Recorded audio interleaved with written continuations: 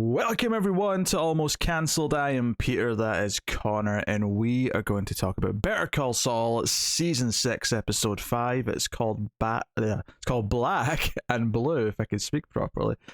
So yeah, full spoilers for the episode as always. I'm going to start with a bold take. Go on. It's going to sound like a really extreme comment. It's not really, but it's going to sound like one.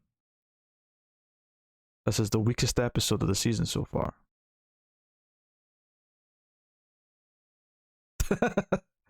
You're considering. I am considering. You want to fight me on it? I'm not sure, because I don't think you do. that might be a true statement while it's still being a very good episode. Oh yeah, I'm not saying it's bad. That's why I said it might sound extreme. But it definitely felt like the most down to earth kind of just plot setup episode. Whereas I feel like every episode up until now has felt bigger, felt more impactful. Not that there's not good moments in this, not that there's not like excellent little bits of writing and acting and stuff. Like that last like 10-ish minute chunk, however long that is, feels pretty impactful. It's definitely an interesting direction because it's bringing in. I love that so much of what's been in this show is so important. And season 4 in many ways was a very quiet season because we had so much climax stuff with Chuck in season 3, and then a lot of the more tense stuff that's happened since then really built up last season into this season. And season 4, which was the German guys building the secret lab under the industrial laundrette, and I think that was the sandpaper stuff was that season. Actually, that was all the old people. Lawyering, yeah. But I love that is sort of come back in again as a really important detail. Is all the time we spent doing that, and that's because obviously at the time it was important because this is the lab that's in Breaking Bad, so there was this sort of excitement from that. But it turned out to be a metaphorical Chekhov's gun along with the literal one in this episode. That's not Chekhov's gun. That's Gustav's gun. Sure. Come on, his name's perfect. Just to change it a little bit, just a little bit, just a few little tweaks. No, that stuff's good. It was a great detail I saw pointed out on Twitter. That so there's a scene in this episode. We'll start with Gus since we're starting there. Gus, we see him at work, at the restaurant, and he's clearly building up his nerves. He's concerned about how he looks in the mirror. He's checking that his gun's still there. He's feeling uneasy, and he wants to basically show that things are normal, show that he's or convince himself that he's feeling fine by going out into the restaurant and being Gus, just doing what Gus normally does. And he tries to take someone's order. And there's a great detail I saw pointed out on Twitter is that it's when he recommends these spicy wings or spicy onion rings. No, it was spicy curly fries or something. Anyway, it was fries, yeah. Yeah, it's the spicy snack that he recommends on the menu. There's a scene in season 5 where he's actually showing this to a company at a board meeting, and it's a German company, or the company's from Germany. And it's a great little touch that I didn't realize in the episode, but that's actually kind of what gets his brain thinking that, oh, wait a minute, that could be an avenue of which Lalo might pursue. And it actually makes a lot of sense because the first plot we ever had Lalo in, it was right at the end of season 4. It was the end of that stuff. It was him tracking down Werner and sort of discovering some of this. And it was almost completely forgotten about because we moved on to so many things just with him directly in season 5. Yeah, but now it all comes back in. It's there in the back of his mind. Yeah, so that's what he's pursuing. We finally see him at the end of the episode going to Werner's wife and trying to get some information and what exactly he's looking for. He doesn't. I don't think he knows yet. He just needs something, a direction to go in.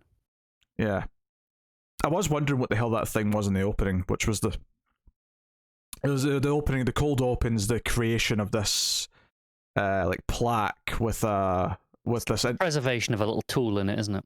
Yeah, it's like some sort of measurement tool of some kind. Yeah. I'm sure architects around the world are all know yelling exactly at what us it says. furiously. Yeah. Yes, but obviously it comes in eventually when he seats into her house, and there's a moment where he might have to kill the wife, but he basically spends the night he accidentally, quote unquote, runs into her at the bar and chats with her, gets to know her, gets her talking about her husband. You can tell that he wants to be invited into the house, and it just means that he has to sneak in the next day.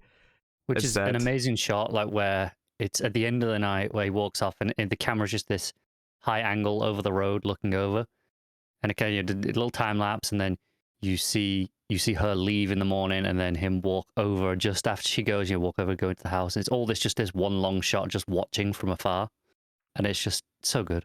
Yeah, and of course, before we get to this bar scene, we get Gus going to the lab. You know, it's not a lab yet; it's still just a pit. But yes, he goes a cavern with a tunnel. He goes to the lab and he hides this gun because he's thinking that that it might lead to this down here. And even what I took from this is he was practicing like turning off the lights and then like how many steps it would take to get to the gun. Yeah, he was measuring. Yeah, so he could do it in the dark. I think there's an element as well as because he's struggling to be normal, right? Mm-hmm. He's obsessing over this. He's waiting for the move. I think part of it is, okay, if the gun's not on him, if it's down here, he's got some control. He's not there waiting. It's not reminding him at all times. He's picked his battleground. Gus is not used to feeling this helpless. You can tell he's uncomfortable with that. Seeing him like it, yeah. And I love the contrast because one, it's interesting that he even has Mike leave before he does this. He doesn't even want Mike to know what his sort of game plan is here. So it shows that he doesn't even fully trust anyone, even Mike. But also the contrast with Mike, because we get this scene where Mike's like escorted into the safe house, right? And he's hiding in the car, and there's just this sort of like grunt as he gets out the back of the car, like, oh, I'm too old for this shit. And he comes in, and the small talk he has with the guy at the monitors, he's like, oh, did you get dinner? And he's like, yeah, we ate. And he asks about a couple of the sites because I've been noting down anyone who comes up to the house, anyone that does anything of note. And it's all just very casual. He says hi to a couple of the guys. It's it's business. Like, this is the job. It's very methodical. It takes time. This is what they're doing. And Gus, of course, is in the bathroom scrubbing at the tiles with a toothbrush like a madman.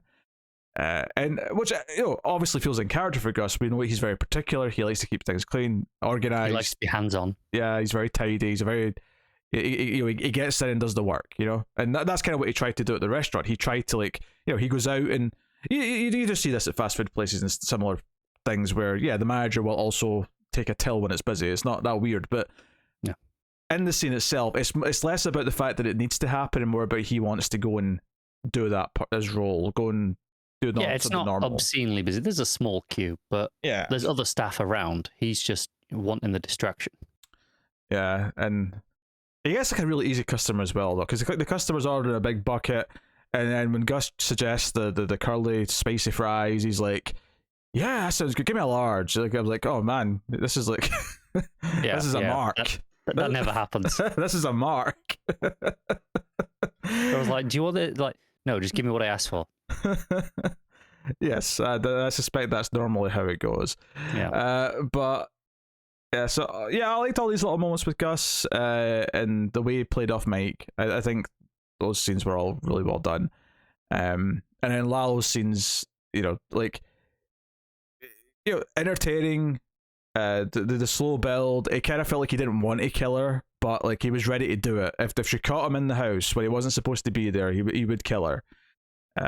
So again, not needless murder, only when it's.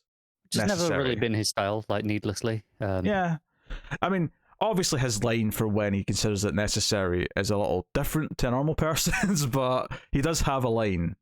There is always a purpose, a reason. Like I say, it might be a little bit flimsy at times, perhaps, but there is justification, at least in his own mind. Yeah. So no, solid stuff on that end. And then of course I did just before we shift over from Lalo, there's the point where the wife mentions the lawyers, and you can just see him go, oh yeah, the lawyers. And I'm wondering, is that how can it remind him to go check back in with Saul, like work on those plans.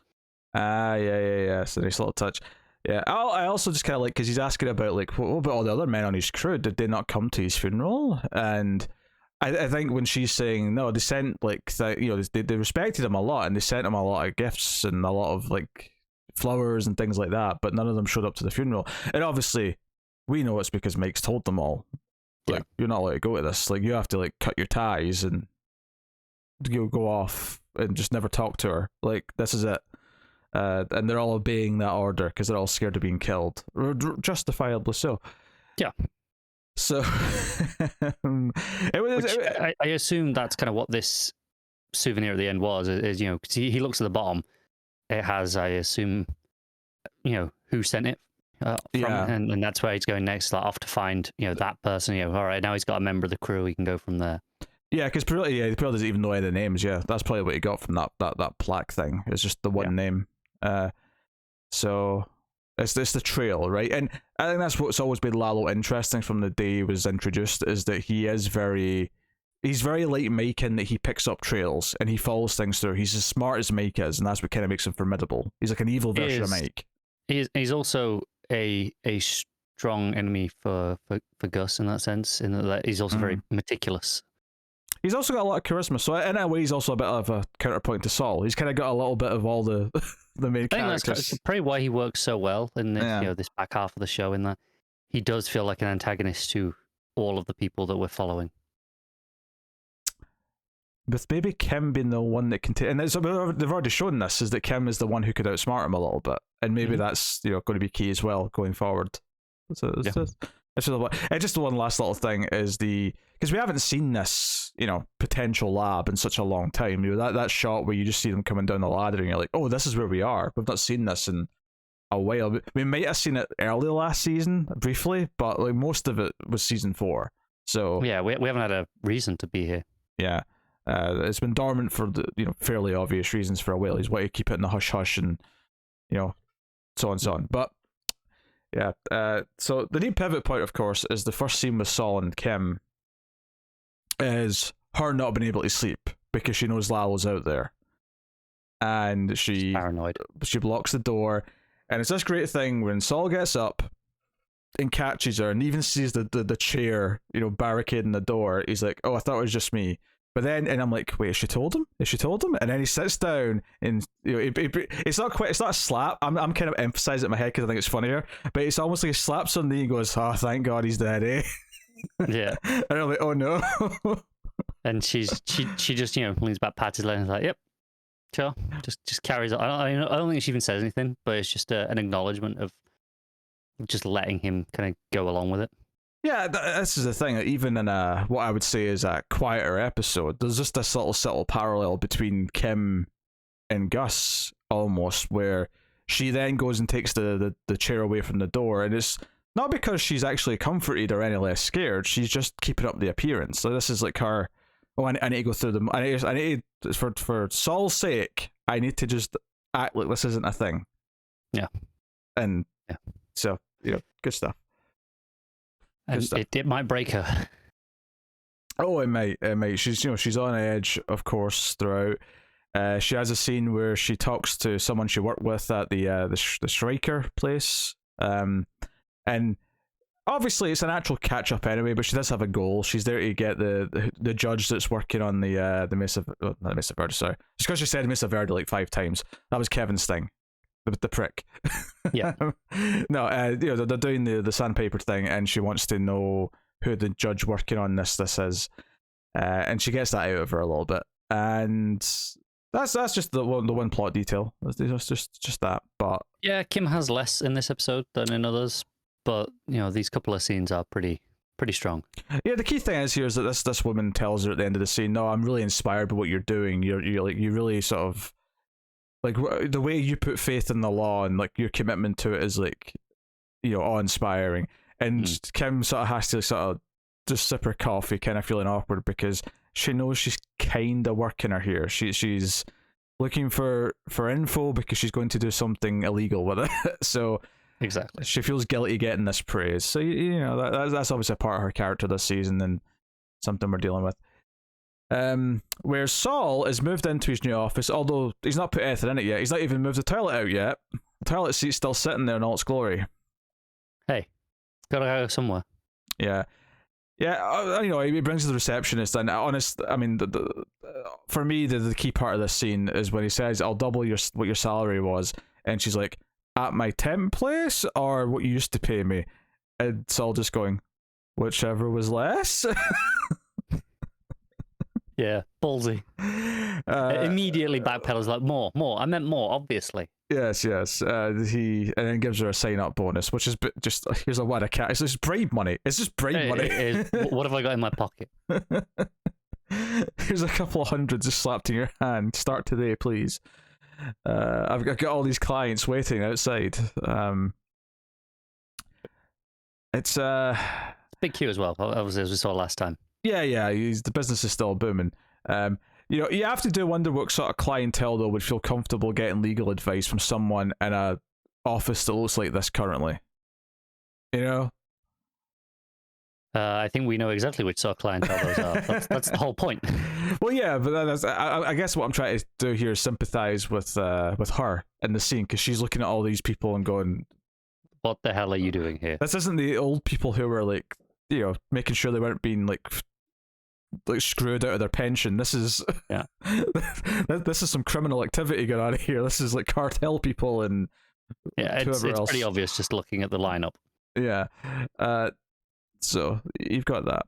But the big thing really is Hamlin, and we start off with the Hamlin scene, and I love him shaking his leg. And this is something a lot of people do. A lot of people have a tick where they just shake their leg, right? I do it sometimes. Just bob it, yeah. Yeah. But of course, if you suspect that someone's got a nasty habit, you might look at that and is that a little sign that you need to fix? Is that a little tick that he's waiting for a hit? Yeah. But the funny thing is, he shows that he's in full, lawyer mode because he goes up and the old people are starting to complain that this is taking too long. This is the sandpaper stuff. And he stands up and he makes a speech about how it's important. Like they deserve more and it'll take longer. I won't bullshit you. But he's honest, but he also puts on the charm and he puts on the salesman, if you will. And obviously we say that with Saul a lot, but he's more of an actual lawyer salesman as opposed to the sleazy car. I mean, hell, Saul says it in another scene. He is to the law what Colonel Sanders is to chicken, right? Which is the perfect example he's ever given, quite frankly. Kind of is, yeah. Yeah. It is dead on. So, yeah. So, no, he does a good job. But then, of course, Ed Begley Jr.'s like, hey, we need to have a chat. Like, and we skipped the part of the story, but he's like, wait, I threw a prostitute out of my car? And I love that Hamlin is like, wait, the little bag, the car, some clients that you can't tell me. The clients. And then, but he's got like one thread that he's like, wait a minute, you were having a meeting when you saw this car thing happen. Who were you meeting by chance? And then, of course, he says Kim. And Hamlin, the light bulb, just like, you're right, I do have a problem. I have a Jimmy McGill problem. Yeah. And he's just not buying it. He's like, oh, God. I love it. Please get help. What's so good about this, though, is that he never actually explains what he means. So it still looks like very erratic behavior. Oh, yeah. And he just gets into a car and he's like, clear my whole week. I got plans. Yeah. And he asks Saul, well, he tricks Saul, I should say. He tricks Saul down to a gym with a boxing ring under the guise that he's a client. And he walks in and he's waiting and he's like, you know what? All this tension between us, let's just fight it out. Let's just get it out of our system. Hopefully this stops you harassing me. Obviously, what Hamlin doesn't know is that Kim's the one that's really behind this, and that there's a sort of purpose, there's a goal to it. It's not just because this is the thing, and I like this, is that last season when Jimmy was just like being a prick to Hamlin for no reason and like throwing the brick and all that stuff, like kind of it sets up the idea that he would just think this is him being a prick rather than there's a con. Yeah, it just seems like the usual stuff. Yeah, in fact, one of the other things that's neatly set up actually is that the last episode established that Kim noticed she was being followed, but Saul has not. So at the end of this segment, when Hamlin goes out and we find out that he's hired a PI to start following Jimmy, they've just established in the previous episode that he is not very. He's a bit oblivious. Yeah, he's not going to notice, right? He isn't. But here's the thing: he spends a good amount of time around Kim, and I'm willing to bet this PI is worse than Mike's guys. Oh, that's very possible. I could see a misunderstanding where she maybe explains what's going on and explains that this is Mike's guy, but it's not Mike's guy. So then he does something that he wouldn't want the PI to see. Because the way Mike explained it to Kim is that we don't care what you're up to. This is just to watch out for Lalo. So Jimmy might feel comfortable doing something that he would not feel comfortable doing in front of a spy for Hamlin. Yeah. Which is a very different set of eyes. So that is my assumption of where this is going to go. Although, it could be absolutely wild speculation and be completely wrong, but been my expectation right now. I do appreciate that the Hamlin Saul relationship's been such a slow burner. It's been since the start of the show all over the place, and I kind of love it. Yeah, especially because I think Hamlin had very little screen time last season. He started the show as this villain, right? For Saul, and then the truth came out about Chuck, and it was Hamlin became more sympathetic, and they tried to have this closer relationship, and then things got worse again, and here they are now. Hamlin, I'm pretty sure he was wearing Hamlindigo for his blue shirt. I'm sure he's had that custom dyed. Oh, for sure. Yeah, like in his own little blue color that he has. And he's like, yeah, screw this, we're fighting out. Like, what is going on? Well, this is the thing. Jimmy at first declines, says, "Are you crazy? Are you serious?" And he walks away, but then he's almost out the door. He's almost away, and he just pauses, and it just cuts to them in the ring in the fight gear. I like it. Cuts to him gearing up because it has like the shot of him like wrapping the tape around his hands and stuff. And sure. Yeah. I thought that was an extra touch there. It's like it's not the hard cut straight into the ring like I would normally expect. Well, it's got that extra step that this show usually has. What I liked about it as well is that they didn't have to like pose the question. I could believe that Jimmy, just because of his past with Hamlin, just like couldn't resist. Right? I could buy this in character without the context of everything else. But when he does go home and he actually poses the question, like, why did I let him sucker me in? Like, I didn't need to. I was going to leave. Why did I do it? And Kim sort of, and a really sort of foreboding, kind of like, oh, this makes me kind of hyped for what's coming next, says, because you know what's happening next. Basically saying, you feel kind of guilty and you were happy to let him feel like he won something. Let him get a few punches in to make him feel like he's got the upper hand. And it's kind of interesting that they're kind of acknowledging together, without saying it out loud, that we deserve a few punches for what we're about to do.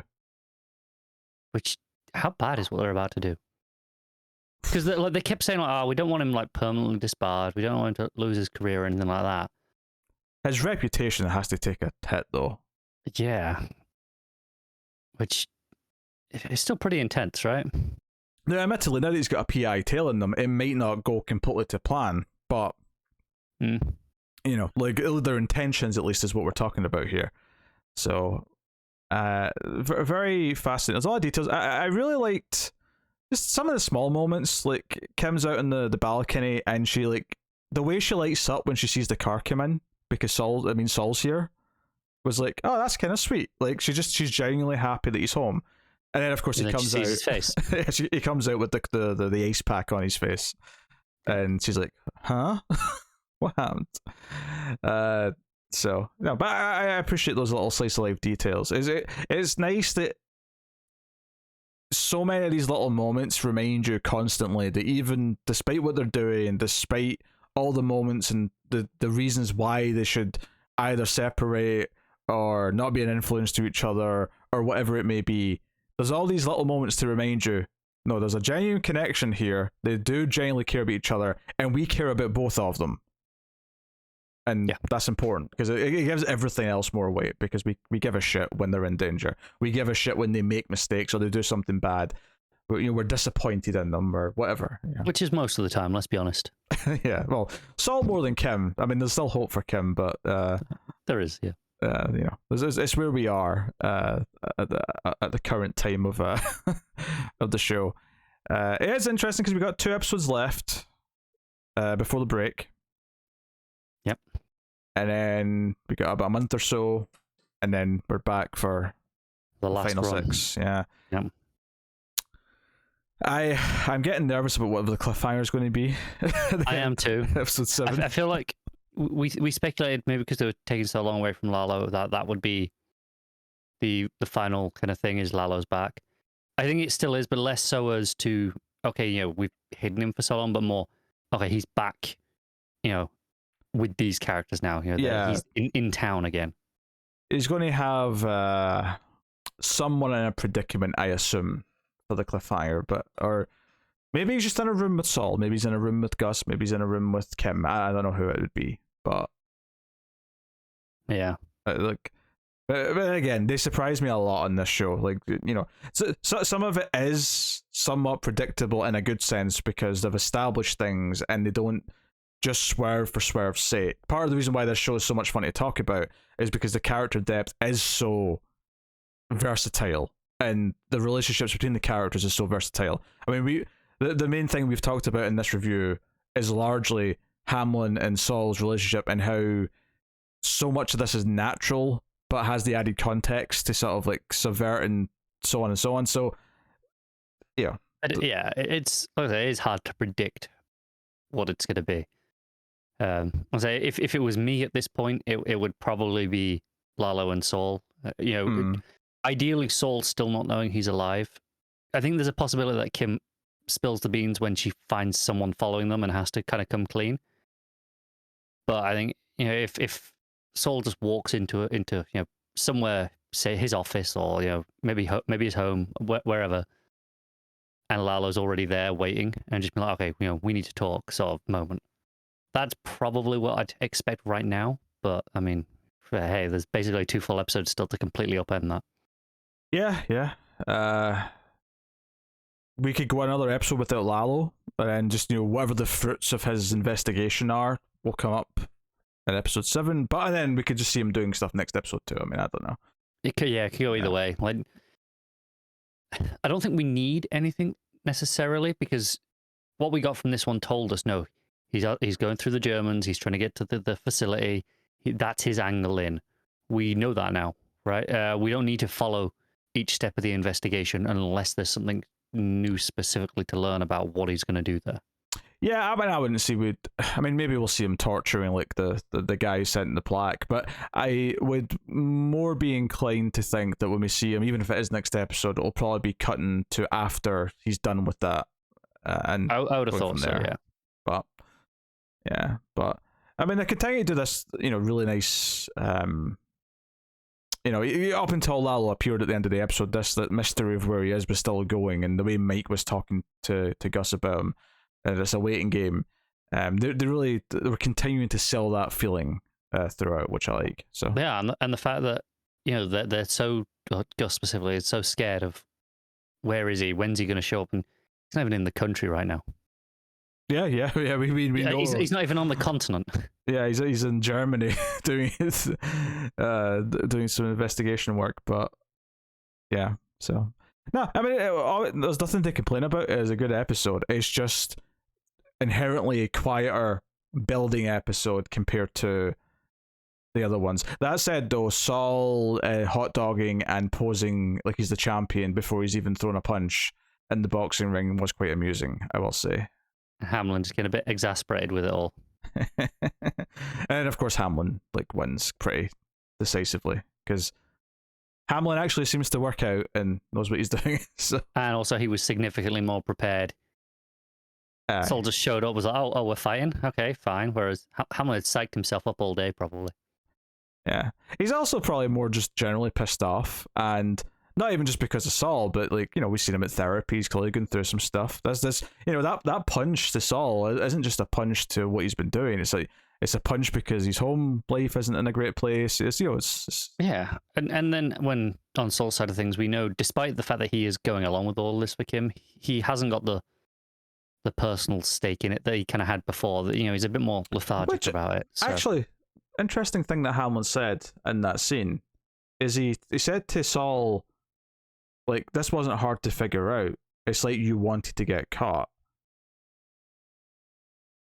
Thoughts on that statement? Because obviously we know Saul's heart wasn't in this plan to begin with, and then he went along with it for Kim's sake. Do you think on some level he's making it easy to figure out so that... I don't know, because I don't think there is anything that directly ties it to Saul beyond just Howard just making that leap, which he was always going to do at some point anyway, I feel. Mm-hmm. And honestly, I think Howard was kind of bluffing there at that point, because he throws out those three, and then he's like, "Oh, and the rest," like, you know, and all the other stuff. Like there's more that he knows about that, but he, you know, there isn't any more, right? But he's kind of letting on that I know about the rest of your plans, when he definitely doesn't. So I think it's kind of just a bit of bravado. Yeah, you may be right. It's just when he said that specific line and it cut back to Saul's face, I couldn't help but think, on some level, does he want to be caught? That's fair, maybe. I think the question is, even if he is caught, because Howard is onto them now, can it stop whatever they've got planned, or is it just a case of wheels are in motion? Yeah, will it matter? Well, I mean, it might come down to the idea that they'll get away with what they're doing, but much like was said last episode, there's what you can prove and then there's what you know. Like if other people know, and maybe this angle, this is kind of where Saul saves Kim in the end, is he takes the fall for it, even if it's not legally, even if there's no literal legal repercussions, but more they blame him and not Kim for it. So you know they know it was him, even if they can't prove it. And Kim just was an innocent bystander, just kind of went along with things and didn't really know what was going on. Yeah, no, that's good stuff. So, yeah, but that's Black and Blue. That is episode 5 of season 6. We got 8 episodes left in total. So, let's count them down. Yeah, and then it's all over. There. Also, obviously we've known this for seasons at this point, that the opening title sequence started off mostly color with little flickers of black and white, and it's gradually each season become more black and white. But it's really noticeable now in this last season that it's all black and white except 1 or 2 little flickers of color. It has completely swapped from season 1, which is neat. That'll be a nice change, because obviously I think they kind of change slightly each episode, if I remember, but they kind of, like, there's a few of them that line up. It'll be nice just to see a progression, season to season. So this is what it looks like.